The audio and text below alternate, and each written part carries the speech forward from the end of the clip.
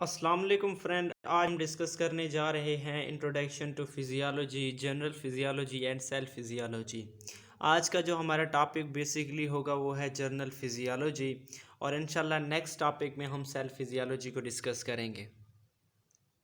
Actually general physiology क्या है कि ये आपको पता है ये एक भी साइंस है, ठीक है। एक ऐसी साइंस है जिसमें हम क्या करते हैं, फिज़िकल और केमिकल रिएक्शंस, केमिकल मैकेनिज़्म को एक्सप्लेन करते हैं, और वही केमिकल मैकेनिज़्म किसी लाइफ की ओरिजिन, डेवलपमेंट और उसकी प्रोग्रेशन के लिए क्या होते हैं, ज़िम्मेदार होते हैं, ठीक है, रिस्पॉन्सिबल होते हैं। आपको पता है कि कोई भी चीज़ हो, ठीक है, किसी लाइफ की कोई भी पार्ट हो, कोई भी यानी उसका टाइप हो, तो वायरस से लेकर एक लार्जेस्ट ट्री तक, यानी लाइफ का जो ट्री है, ठीक है, वहाँ तक जितने भी ऑर्गेनिज्म हैं और उसमें इंसान भी शामिल हैं, ठीक है, हर उसके जो सेल होते हैं उसके, या जो कोई भी चीज़ है उसकी क्या होती हैं, अपनी करेक्टरिस्टिक्स होती हैं। तो फिजियोलॉजी को जो है ना एक बहुत बड़े वसी फील्ड के हवाले से मुख्तलिफ रिज पोर्शन में डिवाइडेड किया गया है। इसे डिवाइड किया गया है फिजियोलॉजी को मज़ीद छोटे छोटे ब्रांचेस में। तो जैसे कि वायरल फिजियोलॉजी है, प्लांट फिजियोलॉजी है, बैक्टीरियल फिजियोलॉजी है, वर्टिब्रेट, इनवर्टिब्रेट, मैमलियन, ह्यूमन, ये सारे के सारे क्या हैं, और फिजियोलॉजी की क्या है, ब्रांचेस हैं, इसे डिवाइड किया गया है, और मज़ीद भी इसकी सब डिवीजन्स हैं पड़ी। तो जनरल फिजियोलॉजी का जो कॉमन एग्जांपल है वो है होमियोस्टेसिस। होमियोस्टेसिस एक ऐसा प्रोसेस है जिसमें हम इंटरनल जो इंटरनल इन्वायरमेंट है किसी भी सेल का, उसे क्या करते हैं, मेंटेन रखते हैं जब कोई एक्सटर्नल इन्वायरमेंट, यानी एक्सटर्नल जो इन्वायरमेंट है वो चेंज होता है, ठीक है। मतलब ये कि हमारा जो इंटरनल इन्वायरमेंट है सेल का, उसको बचाना। माहौल में अगर कोई तब्दीली आ रही है तो उस तब्दीली के दौरान हमारे जो सेल के अंदर, ठीक है, फॉर एग्जांपल हमारे बॉडी के अंदर जो मैकेनिज्म है उसको कैसे मेंटेन रखना है, तो इसे क्या कहते हैं, होमियोस्टेसिस कहते हैं। तो एक्चुअली जो, अगर हम किसी ऑर्गेनिज्म की कंपोजिशन की बात करें, फ्लूइड्स की, लिक्विड्स की, तो वो दो तरह की होती हैं। एक एक्स्ट्रा सेलुलर फ्लूइड होती है, दूसरा इंट्रा सेलुलर फ्लूइड होती है। इन्हीं की कंपोजिशन को क्या करना है, मेंटेन करना है, ठीक है। इन्वायरमेंट तो चेंज होती रहती है, उस चेंजिंग इन्वायरमेंट में एक्स्ट्रा सेलुलर फ्लूइड और इंट्रा सेलुलर फ्लूइड की कंपोजिशन को कैसे मेंटेन करना है। अब एक्स्ट्रा सेलुलर फ्लूइड कौन से हो सकते हैं, वो प्लाज्मा, ब्लड प्लाज्मा और इंटरस्टिशियल फ्लूइड्स। हम बात कर रहे हैं इंसानों की, ठीक है, ह्यूमन्स में बात कर रहे हैं, ठीक है। तो जो एक्स्ट्रा सेलुलर फ्लूइड है, ठीक है, वो किस पर मुश्तमिल होता है, ब्लड प्लाज्मा और इंटरस्टिशियल फ्लूइड पर। अब इनकी कंपोजिशन को कैसे मेंटेन किया जाता है, और ये कौन मेंटेन करते हैं, कार्डियोवास्कुलर है, ठीक है, pulmonary, renal, gastro intestinal, endocrine और नर्वस सिस्टम, ये वो तमाम है जो एक दूसरे के साथ कोऑर्डिनेट होकर इनकी कंपोजिशन को क्या करते हैं, मेंटेन करते हैं। दूसरा होता है इंट्रासेलुलर फ्लूइड, ठीक है। अब इंट्रासेलुलर फ्लूइड की कंपोजिशन को मेंटेन सेल मेम्ब्रेन के ज़रिए किया जाता है। वही ये जो क्या फंक्शन परफॉर्म करता है कि ये जो मटेरियल्स हैं, ठीक है, बिटवीन एक्स्ट्रा सेलुलर और इंट्रा सेलुलर, ठीक है, उनके दरमियान क्या करता है, उनके जो मटेरियल है उसकी ट्रांसपोर्ट को मेंटेन करता है। यानी एक साइड सेल इंट्रा सेलुलर है और दूसरा एक्स्ट्रा सेलुलर है, उनके दरमियान में क्या होता है, सेल मेम्ब्रेन होता है, ठीक है। ये जो सेल मेम्ब्रेन देख रहे हैं इनके दरमियान में मौजूद होता है, यही क्या करता है, उनकी जो कंपोजिशन है उसे मेंटेन करता है। और किसके ज़रिए मेंटेन करता है, डिफ्यूजन के ज़रिए, ऑस्मोसिस के ज़रिए और एक्टिव ट्रांसपोर्ट के ज़रिए। मिसाल के तौर पर हम होमियोस्टेसिस की एक एग्जांपल ले लेते हैं। वो ये है कि अगर हम जो हमारा ब्लड ग्लूकोज लेवल है वो नॉर्मल है, अगर वो कम हो जाए या ज़्यादा हो जाए तो क्या, कैसे जो है ना सिस्टम वर्क करता है। पहले हम ये देखते हैं कि अगर हमारे बॉडी का जो ब्लड ग्लूकोज लेवल है वो कम हो गया, तो जब हमारे ब्लड ग्लूकोज लेवल क्या हो गया, लो हो गया, तो अल्फा सेल ऑफ पेंक्रियाज क्या करते हैं, ग्लूकागोन जो है रिलीज करते हैं। यही ग्लूकागोन ब्लड में जाता है और लीवर को ये इंस्ट्रक्शन प्रोवाइड करता है कि आपने ग्लाइकोजन को किस में कन्वर्ट करना है, ग्लूकोज में कन्वर्ट करना है। तो इस तरह से जो ब्लड की ग्लूकोज लेवल है वो क्या हो जाएगी, एक नॉर्मल सेट पॉइंट तक आ जाएगी।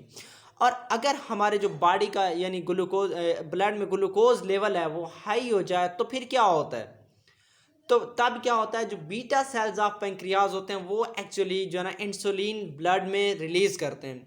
वही इंसुलिन बॉडी को भी जो ना ये बॉडी को इन्फॉर्म करेगा कि आप जो ना ग्लूकोज लेवल की क्या, ग्लूकोज को अब्जॉर्ब करो, टेक मोर ग्लूकोज, ठीक है।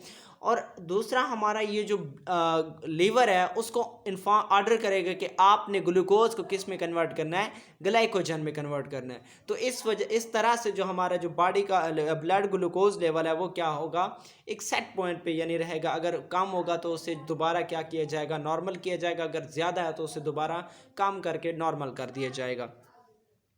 इसी तरह से अगर हम बात करें हमारे ब्लड प्रेशर की, तो आपको पता है कि जो हमारी किडनी है वो 5 लीटर ब्लड जो ना उसकी जो ना होमोस्टेटिक फंक्शन परफॉर्म करती है कि हम 5 लीटर ब्लड होता है वो वास्कुलर सिस्टम में क्या होता है, सर्कुलेट होता है और उसको मेंटेन कौन कर रहा होता है, ठीक है, होम्योस्टेटिक फंक्शंस ऑफ किडनी, ठीक है।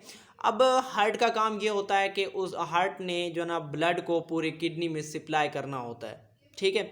बताने का मकसद ये है कि ब्लड की उसमें कंसंट्रेशन को मेंटेन करने में किसका रोल होता है, किडनी का रोल होता है।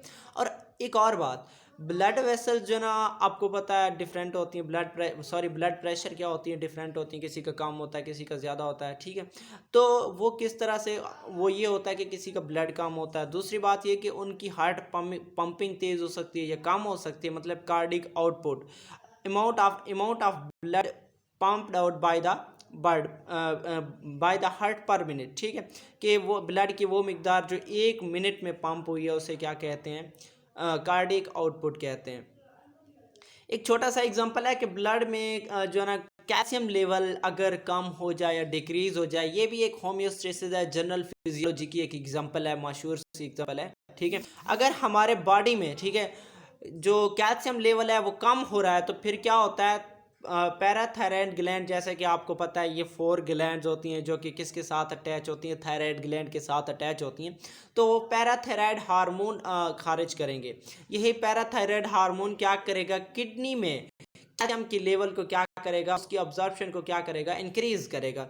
इसी तरह से जो हमारे बोन्स हैं, ठीक है, वो बोन्स को भी ऑर्डर करेगा कि आपने क्या रिलीज करना है, कैल्शियम रिलीज करना है। इसी तरह से जो ना किडनी से विटामिन डी की एक्टिवेशन होती है, वो डी किस में इन्वॉल्व होता है, इंक्रीज कैल्शियम आयंस अपटेक इन इंटेस्टाइन में कैल्शियम की अब्जॉर्प्शन को भी क्या किया जाता है, इंक्रीज किया जाता है।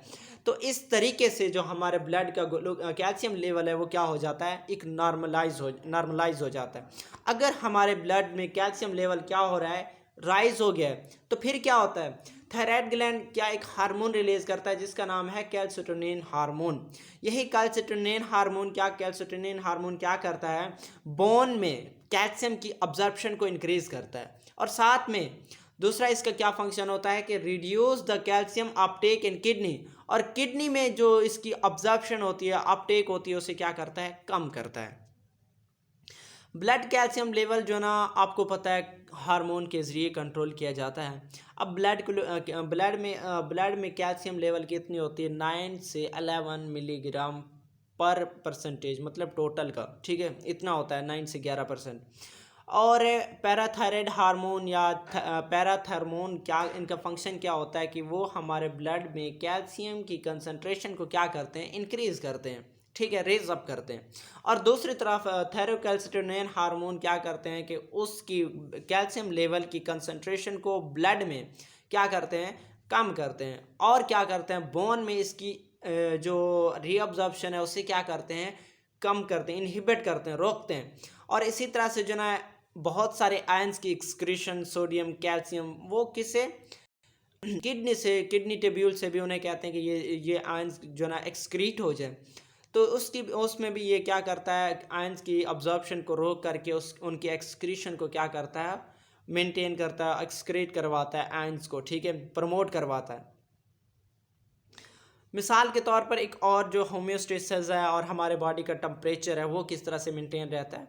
देखो हमारे इंसान का जो बॉडी का नॉर्मल टेम्परेचर है वो होता है 37 डिग्री सेंटीग्रेड। अगर हमारे बॉडी का टेम्परेचर डिक्रीज़ हो रहा है, ठीक है, फ्रॉम द नॉर्मल पॉइंट, ठीक है, नॉर्मल पॉइंट सेट पॉइंट से हमारे बॉडी का टेम्परेचर डिक्रीज हो रहा है, तो फिर क्या होगा, जो हमारा नर्वस सिस्टम है वो डॉर्सल ब्लड वेसल्स को क्या करेगा, कंस्ट्रक्ट करेगा, और स्वेट ग्लैंड्स को क्या कहेगा कि आप इनएक्टिव रहो, ठीक है। अगर हमारे बॉडी का टेम्परेचर मज़ीद ड्रॉप हो रहा है तो नर्वस सिस्टम उन मसल्स को ऑर्डर देगा कि आप कंट्रैक्ट करो, इनवॉलेंट्री, ठीक है। मिसाल के तौर पर जब आपको यानी आप ठंड लग रही होती है या आप नहा के आते हैं सर्दियों के मौसम में, तो आपकी जो बॉडी होती है वो कपकपा रही होती है, ठीक है, वो क्या कंट्रैक्ट हो रही होती है, तो उससे क्या होता है, एक्चुअली वो हीट प्रोड्यूस होता है, मसल हीट प्रोड्यूस करते हैं, वो ही जाके हमारे बॉडी के टेम्परेचर को क्या करता है, रेज अप करके नॉर्मल कर देता है। और अगर हमारे बॉडी का टेम्परेचर क्या हो जाए, raise up above the normal, ठीक है, जो नॉर्मल सेट पॉइंट है उससे इंक्रीज हो जाए, तो फिर क्या होता है, जो नर्वस सिस्टम होता है वो सिग्नल जो ना प्रोवाइड करता है, ठीक है, किनको, डर्मल ब्लड वेसल्स को क्या करता है, सिग्नल प्रोवाइड करता है कि आप डिलीट करो और क्या हो, स्वेट ग्लैंड्स टू सेक्रेट। मतलब ये कि अब गर्मियों की बात करो, गर्मियों में क्या होती है, जो बहुत ज़्यादा जो ना हीट अप जो ना हो जाता है, बॉडी भी बहुत ज़्यादा गर्मी होती है, तो फिर क्या होता है कि जो ना अब इस टेम्परेचर को कंट्रोल करने के लिए होम्योस्टेसिस जो ना इन्वायरमेंट और हमारे इंटरनल इन्वायरमेंट को मेंटेन करने के लिए क्या करते हैं, वो जो ना ग्लैंड्स को क्या करते हैं, वो जो ना स्वेट जो ना सेक्रेट करते हैं, उससे बॉडी का टेम्परेचर और इन्वायरमेंट का टेम्परेचर को क्या करते हैं, मेंटेन कर देते हैं इस तरह से, ठीक है। अब इस तरीके से जो ना हमारे बॉडी का टेम्परेचर क्या हो जाता है, अपग्रेड यानी ज़्यादा होके जो नॉर्मल कम होके नॉर्मलाइज हो जाता है। टेम्परेचर कंट्रोल, आप इस बात से वाकिफ़ हैं, ठीक है, कि हमारे बॉडी का कोई ना कोई सेट पॉइंट होता है, किसी भी चीज़ के लिए एक सेट पॉइंट होता है, ठीक है। अगर कोई चीज़, मैंने पहले भी बताया, ठीक है, कोई चीज़, ठीक है, अगर वो कन्वर्ट हो रही हो, ठीक है, अब फॉर एग्जांपल ए किस में कन्वर्ट हो रहा है, बी में, ठीक है, यही बी फिर क्या करेगा कि एक ऐसा रिस्पॉन्स शो करेगा कि वो मज़ीद ए को बी में कन्वर्ट करने से रोकेगा, ठीक है।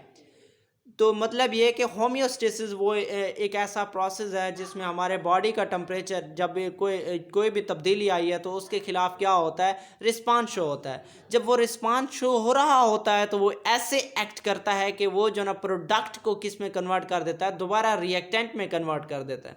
तो इस अमल को हम क्या कहते हैं, नेगेटिव फीडबैक, ठीक है। उसके बाद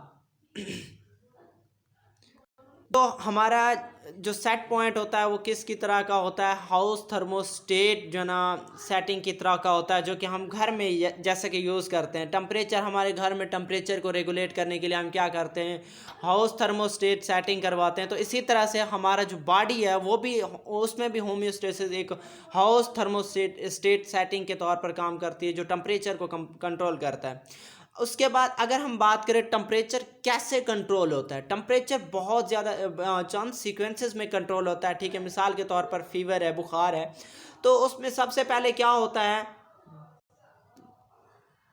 ये जो हमारे सेंसर होते हैं वो एक्टिवेट होते हैं। उसके बाद इंटीग्रेटिंग सेंटर प्रोसेस, जिसे कंट्रोल सेंटर यूनिट भी कहते हैं, वो क्या करता है, रिस्पांस शो करता है। फिर क्या होता है, हमारे जो कंट्रोल सेंटर जो ना इन्फॉर्मेशन को इफेक्टर तक ले जाता है। इफेक्टर क्या होते हैं, एक्टिवेटेड होते हैं और रिस्पांस शो करते हैं, और वो रिस्पांस क्या होता है, नेगेटिव होता है, ठीक है।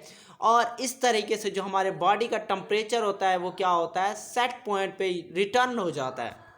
उसके बाद ये आप एक छोटा सा एग्जांपल देख रहे हो कि हमारे ब्लड में, ठीक है, हमारा जो ब्लड है उसमें नॉर्मल जो ना नॉर्मल ब्लड है, और ब्लड प्रेशर या वॉल्यूम वो भी क्या है, नॉर्मल है।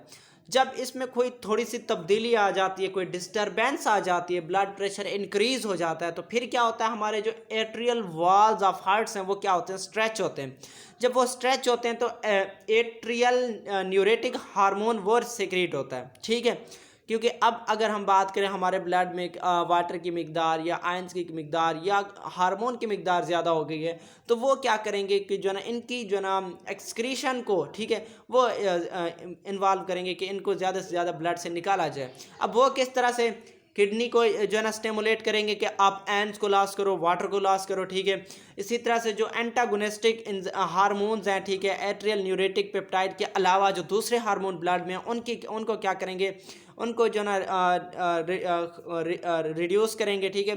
इसी तरह से जो सेपरेशन ऑफ थर्स्ट है, प्यास को, क्योंकि पानी अगर ज़्यादा पानी पियोगे तो वो फिर जो ना ब्लड में चला जाएगा, इसीलिए वो क्या करते हैं कि प्यास को कम करवाते हैं ताकि ब्लड में पानी की जो कंसनट्रेशन है या लिक्विड की कंसनट्रेशन है फ्लूइड की, उसे क्या किया जाए, कम किया जाए। इसी तरह से जो हमारे वेसल्स होते हैं, ब्लड वेसल्स, वो डिलेट होते हैं ताकि ब्लड प्रेशर क्या हो, कम हो, ठीक है। तो ये सारे चीज़ें मेंटेन करके क्या करते हैं, होम्योस्टेसिस को दोबारा अपने यानी जो ब्लड है, ब्लड का नॉर्मल प्रेशर है, ठीक है, नॉर्मल ब्लड वॉल्यूम है, उससे क्या करते हैं, मेंटेन करते हैं। होम्योस्टेसिस एंड फीडबैक, आपको पता है कि होम्योस्टेसिस क्या है, इंटरनल इन्वायरमेंट को क्या करना है, कांस्टेंट करना है, ठीक है। अब homeostasis actually negative feedback mechanism के ज़रिए ही क्या होता है, कंट्रोल होता है। अब नेगेटिव फीडबैक के लिए क्या होता है, एक सेंसर रिक्वायर्ड होता है जो कि डिटेक्ट करता है चेंज इन एन एनवायरनमेंट, ठीक है। एनवायरनमेंट में कोई भी तब्दीली यानी स्टिमुलाई उसे चाहिए होता है, ठीक है। और वही जो ना फिर क्या करेगा, कंट्रोल सेंटर की तरफ भेजेगा, ठीक है। और कंट्रोल सेंटर फिर जो ना किसको भेजेगा, फिर इफेक्टर के पास। यहाँ पे वैसे लिखा है effector that can be activated by sensor, ठीक है। वही सेंसर है, उन्होंने सेंस किया और उसके बाद कंट्रोल सेंटर के पास जाता है। कंट्रोल सेंटर फिर इफेक्टर को वो रिस्पॉन्स कहता है कि हाँ आप रिस्पॉन्स शो करो, फिर वो जो ना रिस्पॉन्स शो करेगा और इन रिजल्ट जो इंटरनल इन्वायरमेंट है वो क्या हो जाएगा, कॉन्स्टेंट हो जाएगा। एक्चुअली अगर वो रिस्पॉन्स होगा तो हम पहले भी पढ़ चुके हैं कि वो अपोजिट होगा, वही अपोजिट जो ना यानी कोई भी सिस्टम वर्क कर रहा है, यानी हमने बोला था ए बी में कन्वर्ट होता है, तो जो बी है डिविएशन है वो फिर क्या होगा, अपोजिट उसके रिस्पॉन्स शो करेगा। Negative feedback mechanism, negative feedback mechanism हम पहले भी डिस्कस कर चुके हैं। नेगेटिव फीडबैक मैकेनिज्म एक ऐसा प्रोसेस होता है जिसमें अगर कोई प्रोडक्ट, हमने अभी भी बात की कि ए बी में कन्वर्ट होता है, तो बी ऐसा रिस्पॉन्स शो करेगा कि वो ए जो है ना मज़ीद बी में कन्वर्ट ना हो, ठीक है। यानी प्रोडक्ट की मज़ीद प्रोडक्ट की कंसंट्रेशन को क्या करेगा, रोकेगा, ठीक है। तो हम एग्जांपल में बात करते हैं कि जो न्यूरॉन्स होते हैं हाइपोथैलेमस में, वो क्या थायराइड रिलीजिंग हार्मोन सेक्रेट करते हैं, ठीक है। Thyroid releasing hormone pituitary gland को ऑर्डर करता है कि आप क्या सेक्रेट करो, थायराइड स्टिमुलेटिंग हार्मोन। अब यही thyroid stimulating hormone thyroid gland की एपिथेलियल सेल पे जो रिसेप्टर मौजूद होते हैं उनके साथ ये बेंड होते हैं, ठीक है। तो उसके बाद जो सेक्रीशन ऑफ थायराइड हार्मोन्स है वो क्या करते हैं, हमारे पूरे बॉडी को क्या करते हैं, इफेक्ट करते हैं। अगर हमारे बॉडी में थायराइड हार्मोन की जो कंसंट्रेशन है वो इंक्रीज हो जाए, ठीक है, एक यानी एक सेट पॉइंट से, एक थ्रेशोल्ड लिमिट से इंक्रीज हो जाए, तो फिर क्या होता है, थायराइड रिलीजिंग हार्मोन, ठीक है, वो हाइपोथैलेमस को क्या करते हैं, इनहिबिट करते हैं और उसकी जो सेक्रेटिंग है थायराइड स्टिमुलेटिंग रिलीजिंग हार्मोन, उसको क्या करते हैं, रोकते हैं। मतलब ये कि अगर हमारे ब्लड में थायराइड हार्मोन की कमी होगी तो thyroid releasing hormone, thyroid stimulating hormone वो प्रोड्यूस होंगे ताकि वो क्या प्रोड्यूस कर सकें, थायराइड हार्मोन। जब इसकी कंसंट्रेशन ज़्यादा हो जाएगी तो वो क्या करेंगे, उनकी कंसंट्रेशन को क्या कर देंगे, डिक्रीज कर देंगे, ठीक है, जो इन्हें प्रोड्यूस कर रहे होते हैं। तो ये जो है ना नेगेटिव फीडबैक मैकेनिज्म की एग्जांपल है, ठीक है। आज जो हमारा लेक्चर था वो यहीं तक था। इंशाल्लाह हम नेक्स्ट लेक्चर जल्द अज जल्द लाएंगे और वो होगा सेल फिजियोलॉजी के बारे में। आप लोगों ने अगर हमारा चैनल सब्सक्राइब नहीं किया तो आपसे रिक्वेस्ट है सब्सक्राइब कर लें। शुक्रिया।